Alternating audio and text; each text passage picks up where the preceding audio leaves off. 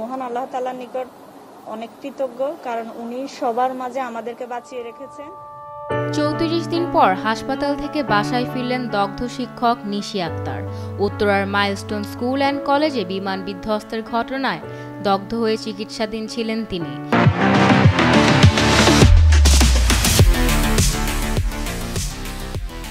জাতীয় বার্ন ও plastic surgery ইনস্টিটিউটে চিকিৎসাধীন থাকার পর রোববার দুপুরে তাকে ছাড়পত্র দেয় হাসপাতাল কর্তৃপক্ষ। নিশি আক্তারের ছাড়পত্রের পাশাপাশি বার্ন ইনস্টিটিউটে চিকিৎসাধীন অন্যান্য রোগীদের অবস্থাও জানায় হাসপাতাল কর্তৃপক্ষ। বার্ন ইনস্টিটিউটের যুগ্ম পরিচালক ডক্টর মোহাম্মদ মারফুল ইসলাম জানান, হাসপাতালে মোট ৫৭ জন রোগী ভর্তি ছিলেন। তাদের মধ্যে ২০ জন শিক্ষার্থী মারা গেছেন এবং ২২ জন এখনও চিকিৎসাধীন রয়েছে। দুর্ঘটনার পর নিশিকে ২১ বার অপারেশন থিয়েটারে নিতে হয়েছে।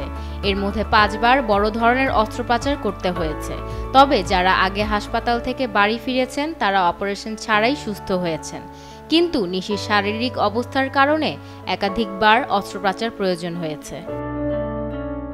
রোগীদের চিকিৎসায় বিভিন্ন বিভাগের ডাক্তারদের নিষ্ঠা ও ত্যাগের জন্য তাদের প্রতি কৃতজ্ঞতা জানিয়ে ডক্টর মারফুল ইসলাম বলেন, বার্ন রোগীর চিকিৎসায় একাধিক বিশেষজ্ঞের সহযোগিতার প্রয়োজন হয়। অনেকে নেপথ্যে থেকে দিনরাত পরিশ্রম করেন। এই সবার মিলিত প্রচেষ্টা ছাড়া কোনো রোগীকেই সুস্থ করা সম্ভব নয়। মিনতি নূর হাসান, উনসা, টেলিসান।